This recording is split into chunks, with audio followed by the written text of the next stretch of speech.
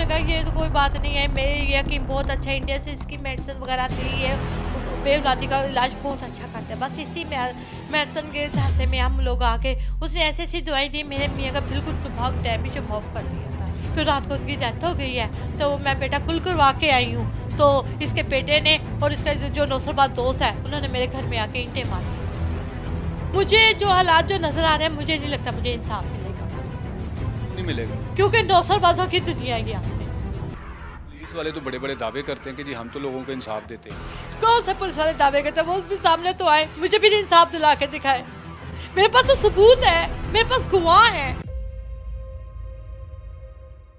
अस्सलाम वालेकुम नाज़रीन, मैं हूं एडी मलिक और मैं आज आपके सामने जो कहानी लेकर आया हूं इंतहाई अफसोसनाक है। मेरे साथ जो ख़ातून है ये पुलिस सब इंस्पेक्टर की अहलिया हैं और इनके शोहर जो कि एक मर्ज़ में किस तरह से मुब्तला हुए और किस तरह उनकी जान गई। सारी कहानी इन्हीं से जानते हैं कि किस तरह से वो जैली हकीम के हथे ये लोग चढ़े और फिर इनको एक मौत के मुंह तक जाना पड़ा। आंटी मुझे बताएं कि ये आपके शोहर कोई मसला था कि हकीम साहब के पास उन्हें जाना पड़ गया? बेटा उनको कोई मसला नहीं था, तो ये रजी थी, उनको शुगर का मसला था थोड़ा सा। तो हमारे घर 15 साल से औलाद नहीं थी, तो कह उसने हमें यहाँ आए हैं 7 साल हुए हैं। तो यहाँ पे 2 नौसरबाज उसने छोड़े हुए थे। कहता है यहाँ पे एक हकीम है, मेरा दोस्त है, तो वो इंशाल्लाह ताला आप। हकीम ने नौसरबाज छोड़े हुए थे? जी बेटा। क्या नाम है हकीम का? अख्तर हकीम का नाम है मोहम्मद अनवर। उसने कुछ 2 नौसरबाज छोड़े हुए थे? वो अख्तर और जवेद छोड़े हुए थे।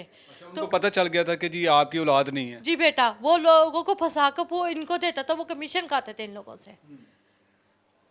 तो किस तरह उनके साथ आपका राब्ता हुआ और हकीम के साथ? मेरा मियाँ होटल में बैठते थे, वो ये होटल में आके बैठना शुरू हो गए। मेरे मियाँ के इंटरव्यू लेने दिया, उन्होंने कहा ये तो कोई बात नहीं है, मेरे ये हकीम बहुत अच्छा है, इंडिया से इसकी मेडिसिन वगैरह आती है, बेवलादी का इलाज बहुत अच्छा करता है। बस इसी में मेडिसिन के झांसे में हम लोग आके उसने ऐसी ऐसी दवाई दी, मेरे मियाँ का बिल्कुल दिमाग डैमेज ऑफ कर दिया था। कितना अरसा दवाई खाई थी उन्होंने?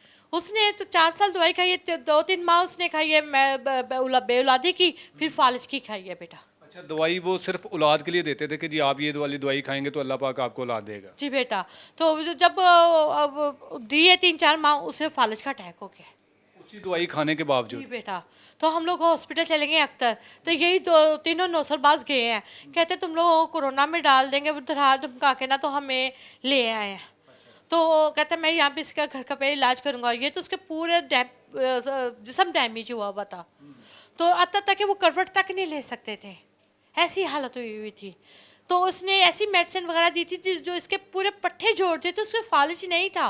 नहीं तो आपने उस हकीम से पूछा नहीं कि ये कौन सी दवाई दे दी आपने? पूछा, कहते हैं जी इसका बीपी शूट होने की वजह से फालिज हुआ है, इसका बीपी शूट हुआ है, तो उसकी वजह से ये फालिज हुआ है। तो जब हमें लेके आ गए तो कहता है तो 2-3 साल लगेंगे, तो ये अपने पैरों में चलना शुरू हो जाएगा, तो अपना फालिज का इलाज मुझे से करवाएं, तो तकरीबन 60-65 हज़ार रुपया महीने के 70 के वो जो हकीम था, हकीम के साथ साथ कुछ जादूगर भी था कि हर तरह की बीमारियों का इलाज करता था? नहीं बेटा, उसने तो जादू, तो कहता है तुम लोगों को वो पीर भी बन गया, तो तुम लोगों पे जादू तवीज किया, वो इसलिए नहीं चल रहा, वो ऊपर आके हमारे चिल्ले काटता होता था। आपके घर में आके? जी बेटा, ऊपर छत पे।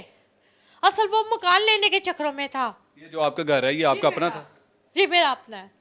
उन्हें पता था कि इनकी औलाद कोई नहीं है और जी बेटा, इनके इसी नाम? सिलसिले में उसने तो उसकी ग्रेजुएटी तक खा ली है। अच्छा, जो पेंशन मिली थी वो भी उसी ने खा ली? इसी चीजें में मेडिसिन के सिलसिले में लेके आगे उसने तो हमारे घर का पीछा तक नहीं छोड़ा। कितने पैसे वो खा गया? वो कम से कम ना 25-30 लाख रुपया खा चुका हुआ है। ये जादू तवीज इसकी बीवी ने अदारे लिए, वो उसके इसने 24 लाख की मेडिसिन दी है उस चीज के बेटा। 24 लाख रुपए की मेडिसिन खाई है? जी बेटा। तो फिर उसके बाद भी कुछ भी नहीं? 20,000 रुपया में हर एक चिल्ले का लेता था। 3 लाख रुपया तो वो खा गया था। 3 लाख रुपया चिल्लों के नाम पे खा खा गया? गया। फिर उसकी बेटी की शादी। चिल्ले जब करता था तो किस तरह की चिल्ले करता था? पता नहीं, ऊपर छत पे कहता था, तो नीचे कहता था तुम लोग दरूद पढ़ो।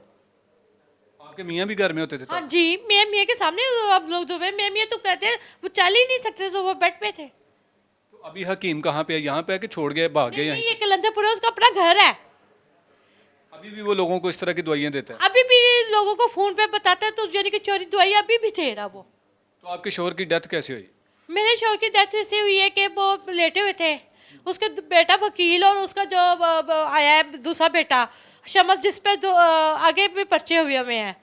तो कहते देख लूलिया तू लंबा पिया है तो तेरी बीवी ने वेखी उठाने के चारी किवें रोल दे वो उसका ऐसा बेटा कह के गया? जी वो ऐसा हाइपर हुआ है, ऐसा हाइपर हुआ है कि उसका ऐसा सांस बंद हुआ, फिर दोबारा सांस नहीं आया बेटा।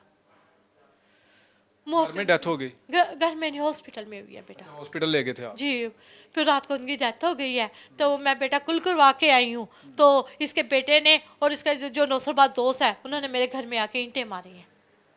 ईंटें क्यों मारी आपको?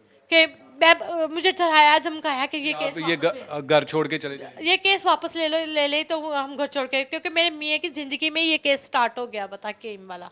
अच्छा, आपने इसके खिलाफ पहले ही उसकी ज़िंदगी में केस शुरू कर जी, दिया? उसका इंटरव्यू भी आया हुआ है, उसने खुद इंटरव्यू में कहा है कि इसने जाली मेडिसिन वगैरह दे के दिमाग मुआफ करके मकान तक छीनने की कोशिश की है।